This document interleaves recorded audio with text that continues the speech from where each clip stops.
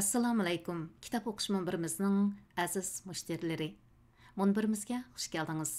Men Mihray Rahman, Amerikaning Washington rayonidan bevosita anglish tarqatib o'taman. Biz kitap o'qish munbirimiz bu muborak Ramazon oyida Payg'ambarimiz Muhammad sallallohu alayhi vasallamning qisqacha aloyiqlari degan kitobni diqqatingizga sunib o'tamiz. Oldingi mazmunda biz 45-chi mazmunda to'xtagan edik. Tövəndə bu məzmunu davamlaşdırırız. 45-ci məzmun Rasulullah sallallahu alayhi və sallamның əxlaqı haqqında.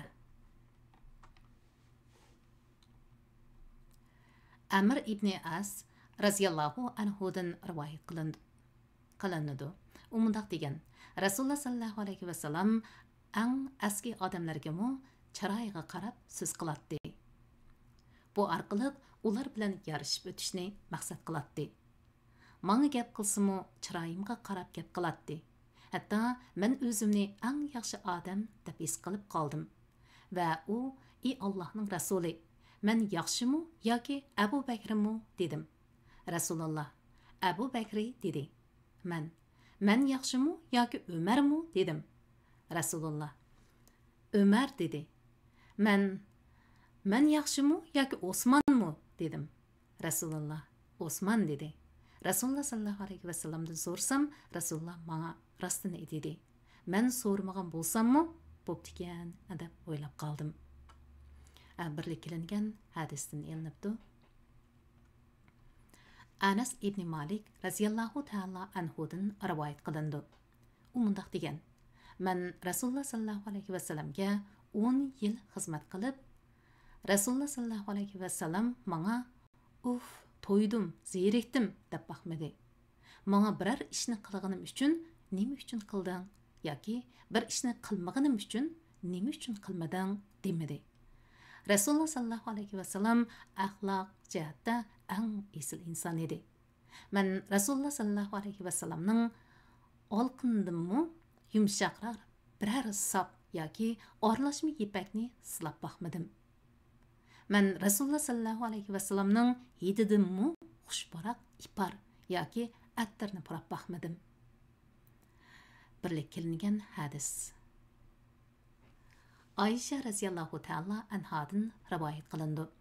U mundaq degan: Rasululloh sallallohu alayhi vasallam qilin gap qiladigan va yoki sat ish qiladigan, bozorlarda cho'qan so'ran qiladigan kishi emas edi.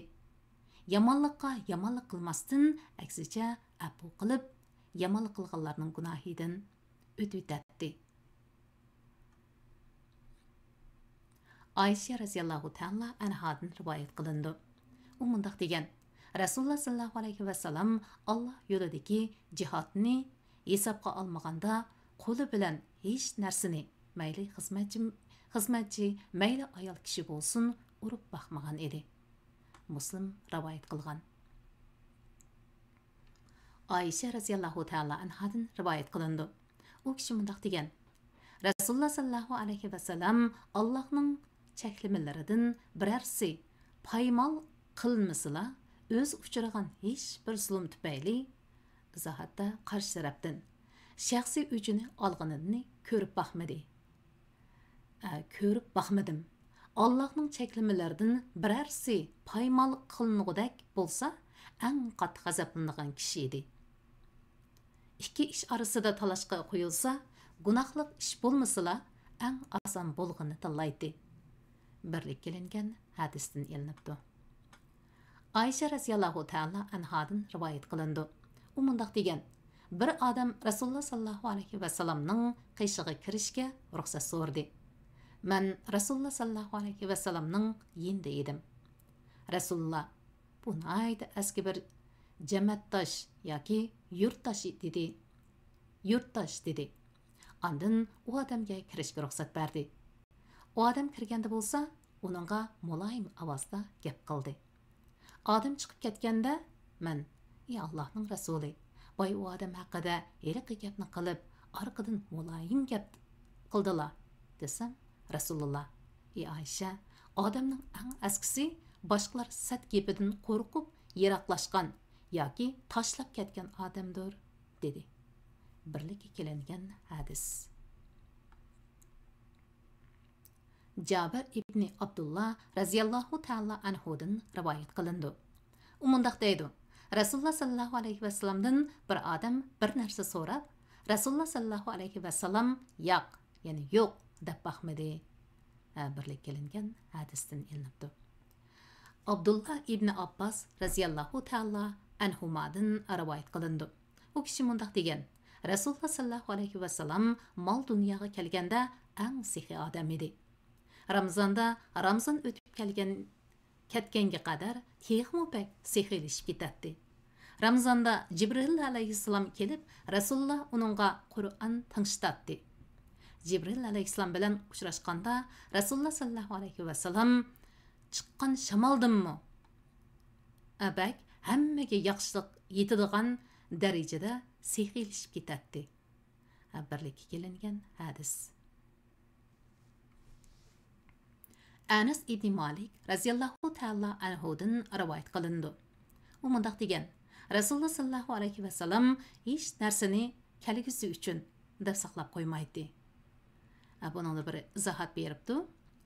Rasululloh sallallohu alayhi vasallam oiladagilarning yeydigan oshliqi sirtida hech narsani g'amlab keyin ishlatimiz deb elib qo'ymaydi.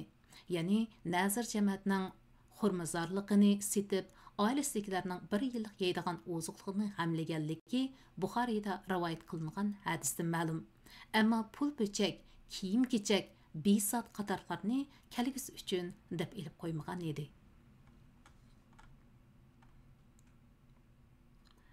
Anas ibn Malik raziyallohu ta'ala anhudan rivoyat qilinib, uni mundaq degan: bu mazmunni yana bir qatam o'qib qolgan bo'ldim. Rasululloh sallallohu alayhi vasallam hech narsani kelgusi uchun deb saqlab qo'ymaydi.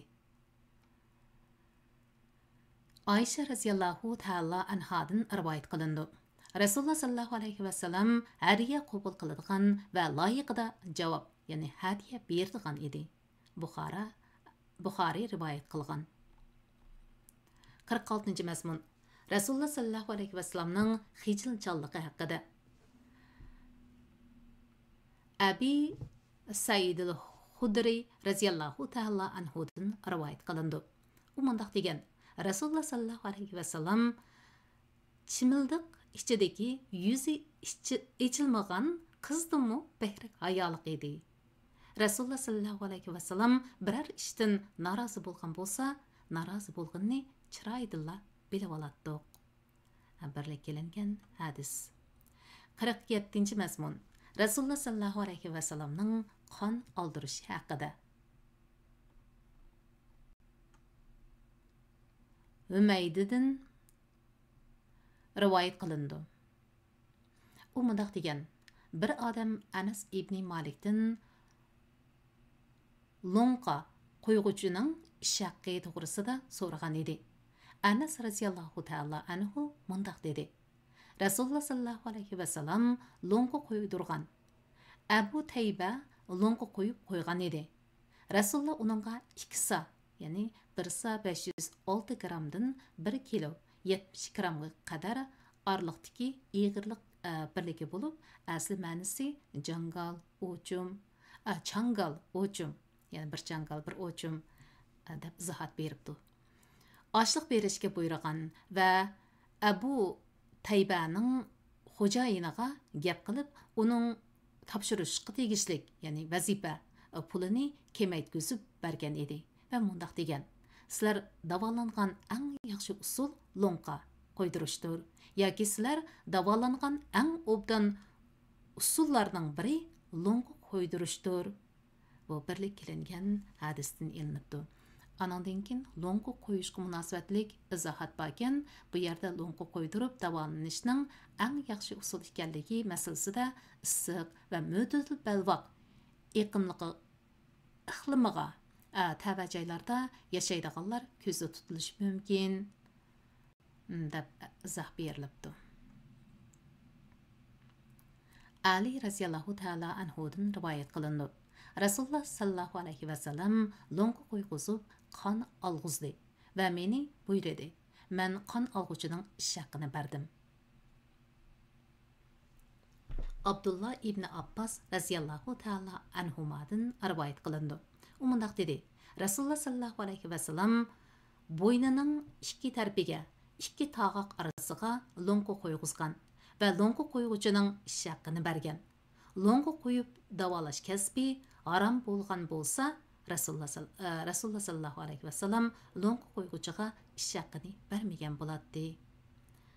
Birlik qilingan hadis. İbn Ömer raziyallahu ta'ala anhudan rivoyat qilindi. Rasululloh sallallohu alayhi vasallam lo'nqa qo'yg'uchini akeldirdi. U Rasululloh sallallohu alayhi vasallamga lo'nqa qo'yib qo'ydi. Rasululloh uningdan xo'jayiningga topshirishga tegishlik chiqiming qanchalik deb so'radi. U 3 sa, ya'ni ochliq degan edi. Rasululloh sallallohu alayhi vasallam 3 sa ochliqdan 1 sa ochliqni amaldan qoldirdi va uning lo'nqa qo'yib qo'yg'ini uchun ish haqqini berdi. Anas ibn Malik raziyallahu ta'ala anhudan rivoyat qilindi. U mundaq degan: Rasululloh sallallohu alayhi vasallam bo'ynining ikki tarafiga va toqiga lo'nqa qo'yg'izgan edi. Oyning 17, 19, 21 kunlari qon oldiratdi. Ya'ni bu izohatda qon oldiratdi degani lo'nqa qo'yg'izatdi deb izohat bilan eskartilibdi. Anas ibn Malik raziyallahu ta'ala anhudan rivoyat qilindi. Rasululloh sallallohu alayhi vasallam Makka Madina oraliqidagi Malal degan yerda ihrom bog'lagan holatda turib, putining dumbisiga lo'ng qo'yg'izgan edi. 48-mazmun. Rasululloh sallallohu alayhi vasallamning ismlari haqida. Jubayr ibn Mutim raziyallahu anhudan uning dadasidan rivoyat qilindi. Dadasi mundaq degan: Rasululloh sallallohu alayhi vasallam mundaq dedi: Haqiqatan mening bir necha ismim bor. Men Muhammad, men Ahmad, men Mahi, ya'ni izohatda o'chirguchi durman. Allah mening bilan kufrini o'chiradi. Men Hashir, izohatda yetquchi to'plag'uchi durman. Allah insonlarni mening orqamga to'playdi. Men Aqib, izohatda orqada kelguchi durman. Aqib degan orqasidan payg'ambar kelmaydigan kishidir. Birlik qilingan hadis. Huzayfa raziyallahu ta'ala anhudan rivoyat qilindi. U mundaq degan: Men Madina yo'llarining birida Rasululloh sallallohu alayhi vasallam bilan uchrashib qoldim. Rasululloh: Men Muhammad, men Ahmadman.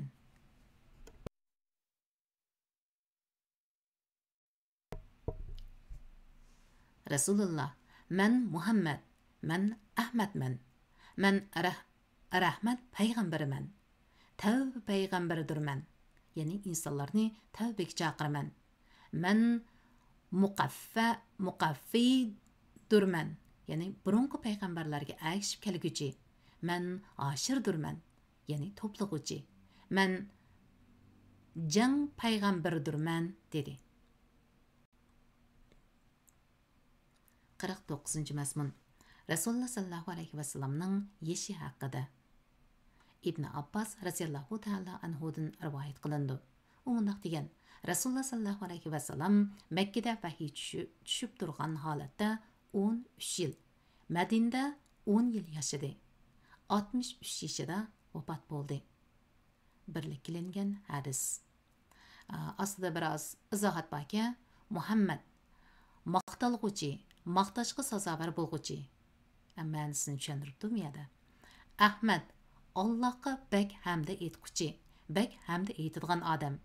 Mahi o'chirguchi, ozg'unlik, zalomat, kufrni o'chirib yo'q qilg'uchi. Ashir to'plag'uchi, insonlarning ichida eng burun tirildigan kishi. İnsanlarning eng oldida birinchi bo'lib tirildigan odam. Jaridan rivoyat qilindi. U Muaviyadan anglagan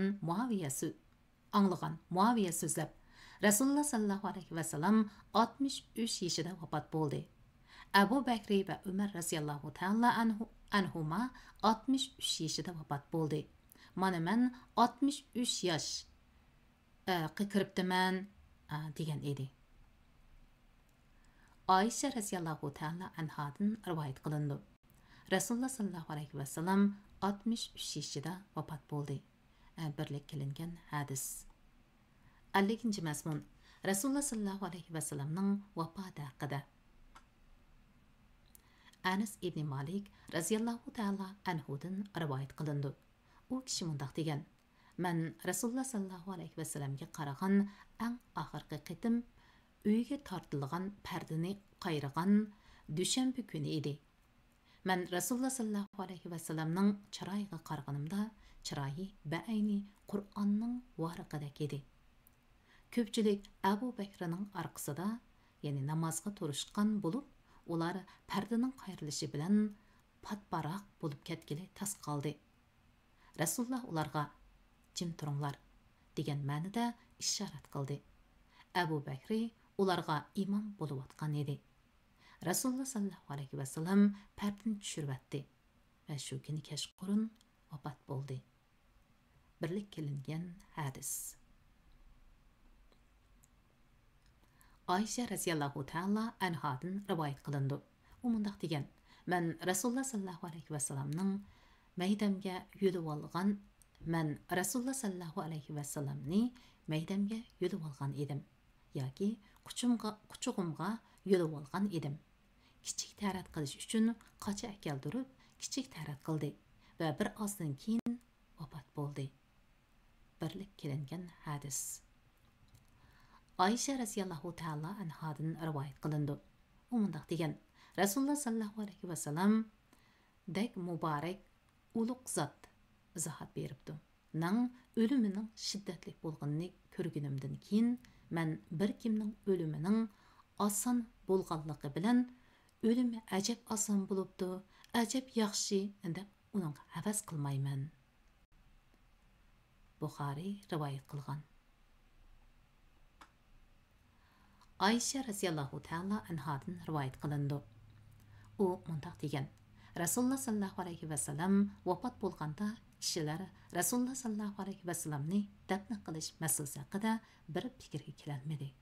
Shuning bilan Abu Bakr: "Men Rasululloh sallallohu alayhi va sallamdan bir gap anglagan, unutib qolmadim. Rasululloh Alloh qandoq bir payg'ambarning jinnini olsa, cho'qim u dafn qilinishni yaxshi ko'radigan yerdila oladi" degan. "Sizlar Rasululloh sallallohu alayhi va sallamni ko'ribsi bor, o'ringa dafn qilinglar" dedi.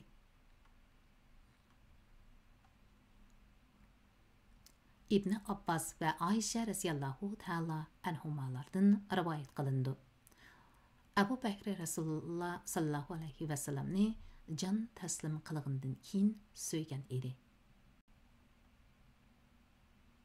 Buxoriy va Ibn Majah rivoyat qilgan. Ayşe radhiyallohu ta'ala anhadan rivoyat qilindi. Abu Bakr Rasululloh sallallohu alayhi va sallamning vafotidan keyin Rasululloh sallallohu alayhi va sallamning ikki ko'zi orasiga eg'izni tekkizib, ikki qo'lini Rasululloh sallallohu alayhi va sallamning ikki biligi ustiga qo'yib turib, "Ah payg'ambarim, ah sarxilim, ah do'stum" dedi. İmam Ahmad va Ibn Said rivoyat qilgan. Anas radhiyallohu ta'ala anhudan rivoyat qilindi. U mundaq degan: "Rasululloh sallallohu alayhi va sallam Madinaga kirib kelgan kuni Madinaning hamma narsasi yo'rib ketgan edi. Rasululloh sallallohu alayhi va sallam vafot bo'lgan kuni bo'lsa, Madinaning hamma narsasi zulmat qoldi. Biz Rasululloh sallallohu alayhi va sallamni dafn qilib etib, qo'limizdagi to'pini surtmay turib, o'zimizni Rasulullohning firoqiga chidamay, boshqacha bir xil his qilib qoldik." Ayşe radhiyallohu ta'ala anhadan rivoyat qilindi. U mundaq degan: "Rasululloh sallallohu alayhi va sallam dushanba kuni vafot bo'ldi." Buxoriy rivoyat qilgan. Jayfar ibn Muhammaddan u o'zining dadasidan rivoyat qilib mundaq degan: Rasululloh sallallohu alayhi vasallam dushanba kuni vafot bo'lgan. U kuni seshanba kuni kechasi turgan, chorshanba kuni kechda dafn qilingan.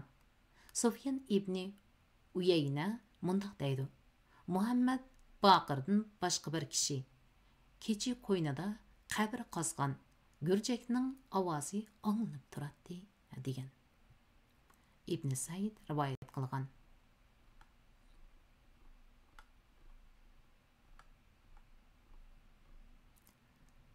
Salim ibn Ubayd raziyallohu ta'ala anhudan rivoyat qilindi.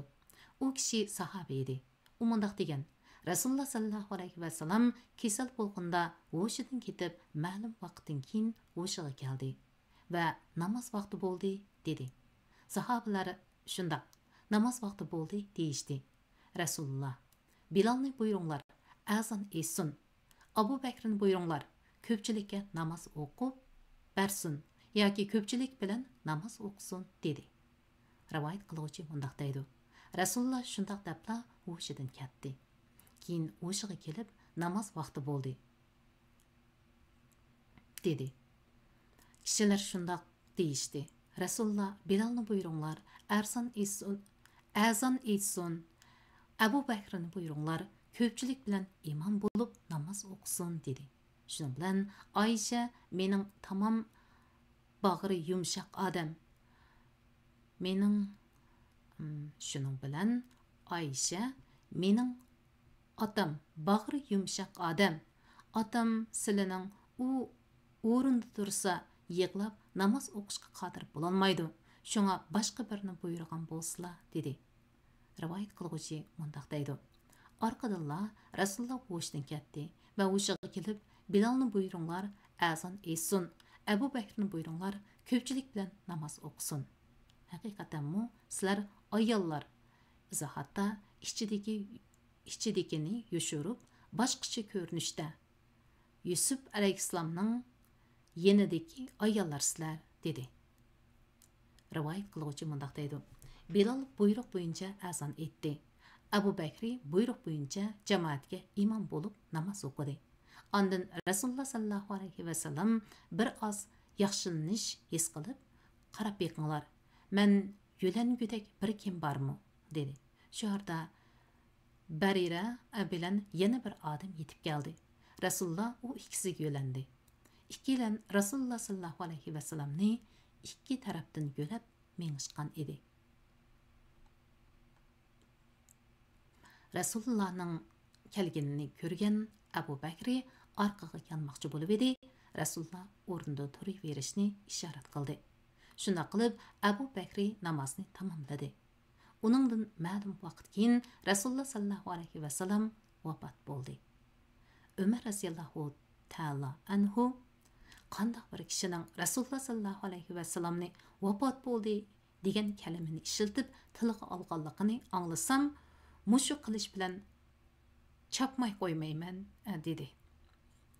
Rivoyat qiluvchi mundaq deydi: Ko'pchilik savodsiz, burun orasida payg'ambar chiqib boqmagan bo'lg'achqa, ya'ni payg'ambaridan ayrilib qilishdek mundaq ish beshidan o'tilmagan bo'lg'achqa sukut qilishdi.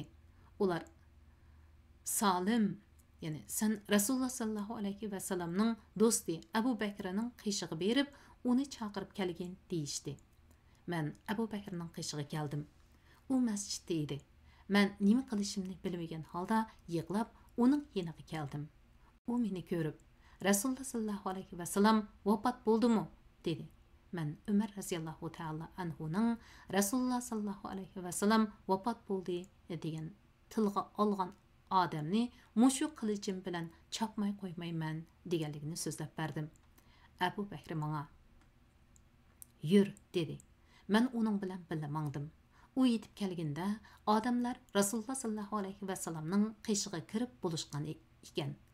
U ko'pchilik menga yo'l beringlar debedi, kishilar yo'l berishdi. Abu Bakr kelib Rasululloh sallallohu alayhi vasallamning ustiga engishdi. Rasululloh sallallohu alayhi vasallamni so'ydi va Rasululloh sallallohu alayhi vasallamni silab turib haqiqatan sen o'lasan, u kofirlarmi o'ladi degan oyatni o'qidi. Ondan kishilar Rasulullohning do'sti, Rasululloh vafot bo'ldimi deyishdi. Abu Bakr shundoq dedi. Ular Abu Bakrning rost gap qilganini bilishdi. Ular Rasulullohning do'sti, Allohning rasulining namozi tushirilamdi deyishdi. Abu Bakr shundoq dedi. Ular qandoq tushirildi deyishdi. Abu Bakr bir bo'lik odam kirib Allohu akbar deb namoz tushirib duo qilib chiqdi. Arqadan yana bir bo'lik odam kirib Allohu akbar deb namoz tushirib duo qilib chiqdi. Boshqa kirdi dedi. Ular Rasulullohning do'sti, Rasululloh sallallohu alayhi va sallam dafn qilinamdi deyishdi. Abu Bakr shundoq dedi. Ular qayerga dafn qilindi deyishdi. Alloh qabz ruh qilgan o'ringa dafn qilindi. Alloh rasulini faqat isil pokiz joyda qabz ruh qiladi dedi. Ular Abu Bakrning rost gap qilganini bilishdi. Arqadan Abu Bakr raziyallohu ta'ala anhu Rasululloh sallallohu alayhi va sallamni u zotning urug' tuqqanlarining yuyishiga buyurdi. Muhojirlar, ya'ni xaliflik masalasi haqida kengish uchun to'plandi. Ular yur, biz birlikda ansoriy qarindoshlarimizning yeniga berib, bu masalaga ularni mu daxil qilayli, kimning xalifa bo'lishi haqida birlikda qaror chiqarayli deyishdi. Shu yerda ansorlar bizdan bir odam, sizlardan bir odam amir bo'lsin dedi. Ömer raziyallohu ta'ala anhu kimning bu uch xil fazilati bor? Ayni zamonda u ikkisi g'orda edi. Rasululloh amrohiga g'am qilmagan, haqiqatan Alloh biz bilan billa deydi. U ikkisi deganda yana bir kishi kim? Hamrohiga deydi. Degan hamrohi kim? Biz bilan billa degandiki bil deyilgani kim? Bu uch fazilat kimda bor? dedi. Salim mundaq deydi. Ondan Umar raziyallohu anhu qo'lini uzatib Abu Bakr raziyallohu anhuga bay'at qildi. Ko'pchilikmi Abu Bakrga chiroyli, go'zal shaklda bay'at qilishdi. Buxoriy, Nasai va Ibn Majah rivoyat qilgan. Anas ibn Malik raziyallohu ta'ala anhudan rivoyat qilindi. U mundaq degan: Rasululloh sallallohu alayhi va sallam sakratda qiynalayotganda Fatima raziyallohu ta'ala anha "Voy jabakesh dadam" dedi. Rasululloh sallallohu alayhi va sallam bugundan boshlab dadangizga jabo yo'q. Dadangizga hech kimni qoldirib qo'ymaydigan narsa, ya'ni o'lim keldi. Qiyomat kunida ko'rishimiz dedi.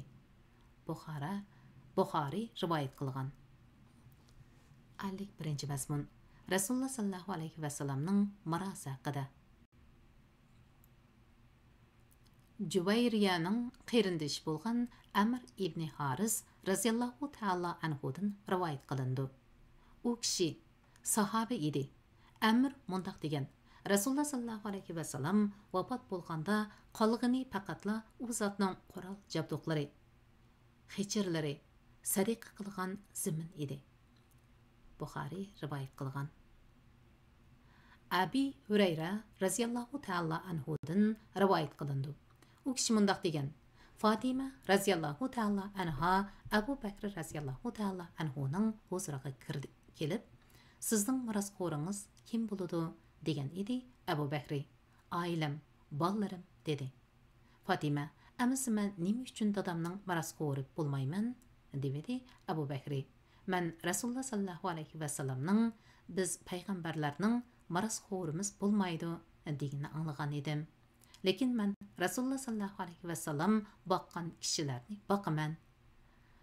Rasululloh sallallohu alayhi va sallam nafiqa bergan kishilarning nafiqasini beraman dedi.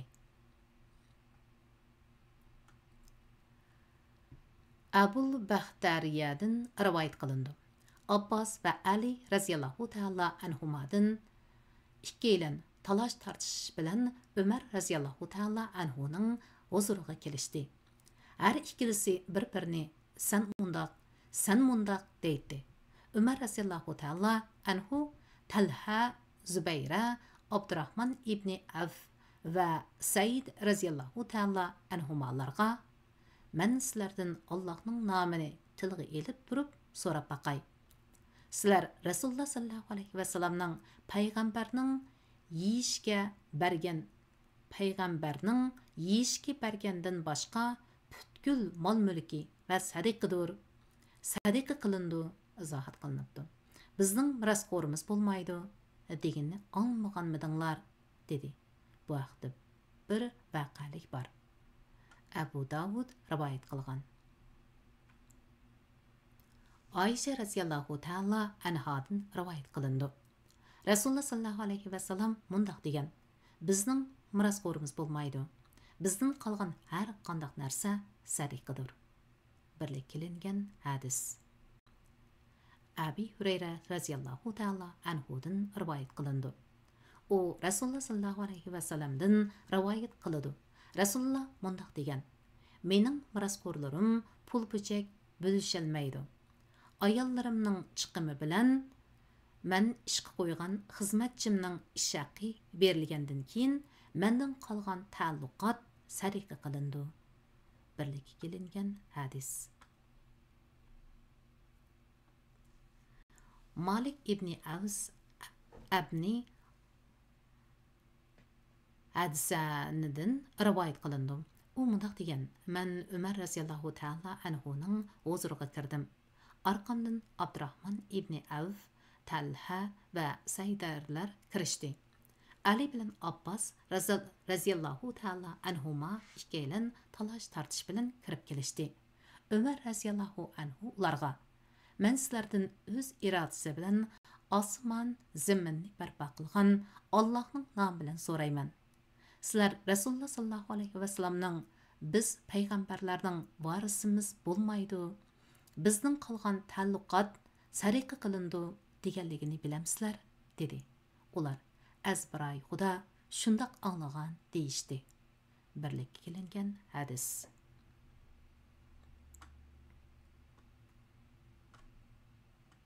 Ayşe raziyallohu ta'ala anhadan rivoyat qilindi. U mundaq degan: Rasululloh sallallohu alayhi va sallamdan pul pechak yoki qo'y to'yga maras qolmadi. Rivoyat qiluvchi mundaq deydi: Ayşe qo'l dedak dedimi, demidimi bilolmadim. İmam Muslim rivoyat qilgan. 52 mazmun. Rasululloh sallallohu alayhi va sallamni ko'rish haqida. Abdullah ibn Mas'ud raziyallohu ta'ala anhudan u Rasululloh sallallohu alayhi va sallamdan rivoyat qiladi. Rasululloh mundaq degan: Meni tushida ko'rgan odam rost meni ko'rgandir. Shayton mening shaklimga kirib olmaydi. Abi Hurayra raziyallohu ta'ala anhudan rivoyat qilindi. U mundaq degan: Rasululloh sallallohu alayhi va sallam mundaq dedi: Meni tushida ko'rgan odam rost meni ko'rgandir. Shayton mening so'rtimga kelolmaydi yoki men o'xshab olmaydi dedi. Birlikka kelingan hadis. Abu Malik Ashja'i dadasidan rivoyat qiladi. Uning dadasi mundaq degan: Rasululloh sallallohu alayhi va sallam mundaq dedi: Meni tushida ko'rgan odam rost meni ko'rgandir. Muallif mundaq deydi: Abu Malik degan bu kishining ismi Said ibn Tariq ibn Ashyamdir. Tariq Rasulullohning sahobalaridan biri bo'lib, Rasulullohdan bir turkum hadis rivoyat qilgan. Abi Hurayra raziyallohu ta'ala anhudan rivoyat qilinib, u mundaq deydi: Rasululloh sallallohu alayhi va sallam mundaq degan: Tushida meni ko'rgan odam rost meni ko'rgan odamdir. Shayton mening siyoqimga kirib olmaydi. Rivoyat qiluvchilarning biri bo'lgan Kulayib mundaq dedi: Men bu hadisni İbn Abbasga so'zlab berib, men Rasululloh sallallohu alayhi va sallamni tushimda ko'rdim dedim. Shu yerda Hasan ibn Alining ismini tilga elib, uni Rasululloh sallallohu alayhi va sallamga o'xshatdim desam, Ibn Abbas: Hasan ibn Ali Rasululloh sallallohu alayhi va sallamga rostla o'xshaydi dedi. İmam Ahmad va Hakim rivoyat qilgan.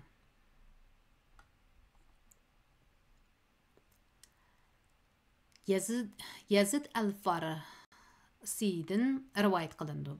O Qur'onni yazadigan, yani savatlı hattat deb izohat beribdi. Kishi edi. U mundaq degan: "Men İbn Abbas hayat vaqtida tushimda Rasululloh sallallohu alayhi va sallamni ko'rdim." İbn Abbasqa: "Men tushimda Rasululloh sallallohu alayhi va sallamni ko'rdim" dedim. İbn Abbas: "Rasululloh sallallohu alayhi va sallam shayton menga o'xshab olmaydi.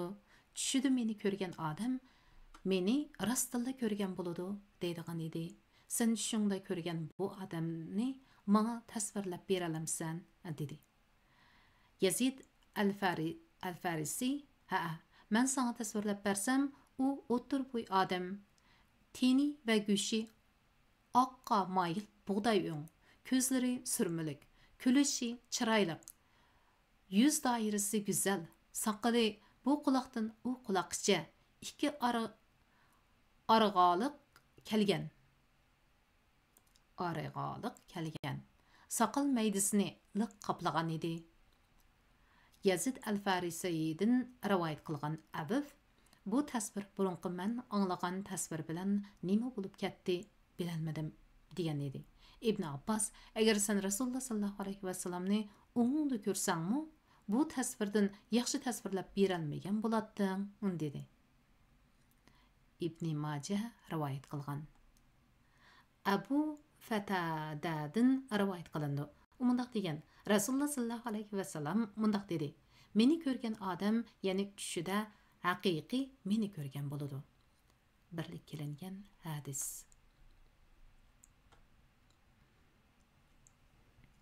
Anas radhiyallohu ta'ala anhudan rivoyat qilindi.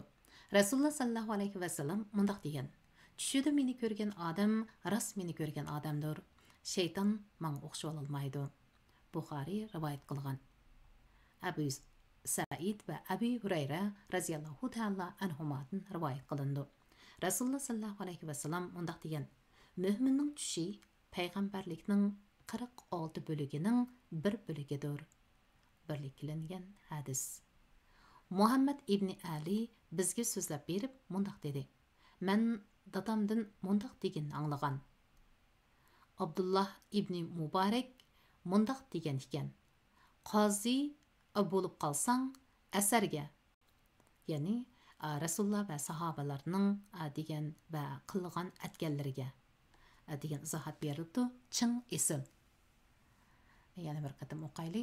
Abdullah ibn Mubarak mundaq degan: "Qozi bo'lib qolsang asarga chin esil." Bu yerdagi asar degani Rasululloh va sahobalarning degan va qilgan atganlari deb izohat beribdi. Muhammad ibn Ali bizga Aziz ibn Abinning ibn Sirinidan uning mundaq deganligini so'zlab berdi. Bu hadis demak din demakdir. Şoňa sizler dininglarni kimdan ügünüwatganliginglarga diqqat qilinglar. Bu hadis demak din demekdir. Şoňa sizler dininglarni kimdan ügünüwatganinglarga diqqat qilinglar. Yani İmam Tirmizi rahmetullahi alayhi kitabının ahırga keltirgen bu salaflarning muborak so'zining ma'nosi Rasululloh sallallohu alayhi va sallam qilinglar dedi. O'zi qildi. Huzurda boshqalar qilsa e'tiroz bildirmasdan sukut qildi. deyilgan kategoriyaga kiradigan bu hadisdan demakdir. Uni tüptün inkar qilganlar dinini inkar qilganlardir. Burmilganlar dinini burmilgan. Ko'zga ilmaganlar dinini ko'zga ilmaganlar. Amiyat bir izohat baki. Dini saq, aqidasi, ibadati, Allah'ni zikr qilishi sağlam, to'g'ri bo'lsin degan odam Rasululloh va sahobalarning degan va qilgan atganlariga chin isilishi. Bidatdan saqlanishga har doim ahamiyat berishi lozim. Har xil ismlar ostida setib hajlanganlar ham tarixda dinni setib hajlagan yahudilar qatorida bo'ladi. Shunga bu dinni sahih manbasidan mu yoki siyosatvoz, urdu mullasi, bidatxo'r, mutaassib, mazhabchi yoki diniy dunyolik uchun suiiste'mol qilayotgan fursatparast din sotar savdogardan o'rgandinglarmi? Qaranglar. Diqqat qilinglar. Boshqalarning havoyi havasi va dunyosi uchun oxirtinglarni qurbon qilmanglar. Chunki kim bo'lishidan, qandoq sharoitda, qandoq davrda yashab qolgan bo'lishidan qat'iy nazar, bu dunyoda qanchalik ulug'vor da'vo uchun bo'lgan bo'lishidan qat'iy nazar, oxiratini ziyon tortgan odam eng cho'ng ziyonkor odam bo'lgan bo'ladi. Bir kimlar uchun har nima berilishi, har xil badallarni to'lanishi mumkin. Ammo har qanday shaxs yoki kollektiv bo'lishidan qat'iy nazar, boshqalar uchun do'zaxga kirishga tavakkul qilishga, boshqa birisining sapsatisining kaynidan mengib ahli do'zaxi bo'lib ketish xatariga tavakkul qilishga asli bo'lmaydi degandan iboratdir. Allah bugungi bu fitna fasod va bidat davrida Qur'on va hadisga mahkam isilgan va samimiy shaklda suyib amal qilganlar qatoridan qilsin. Amin. Allah'tan söz ve amal fitnesinden, mutaassiblik ve havoyi havas shahvatidan saqlashini, bizni doimo haq bilan birga qilishini, bu amalimizni o'zining buyuk rizoligi uchun xolis qilishini, amgikimizni insonlarga manfaatlik va o'z dargohida maqbul qilgan bo'lishini tilaymiz. Allah'ның rahmeti Hocimiz Muhammed Aleyhisselam'a, aile tavabatlarına, sahabelerine ve o zatның yoluğa en yaxşı şekilde ergeçkenlerge hemmesiga bolsun. Amin. 1939 yıl Şayiban ayının 5. günü Şembe. Yani 2018 yıl 21. April. Bu kitap kendiki kıstırılma. Bu kitap İmam Muhammed İbni Nasiruddin Albani. Nasiruddin Albani. Tahqiqlagan Doktor Anas İbni Tahir Zaib hadislerini çıkarıp taşlab qayta ishlagan nusxasiga asosan tarjima va nashr qilindi. Tarjim davomida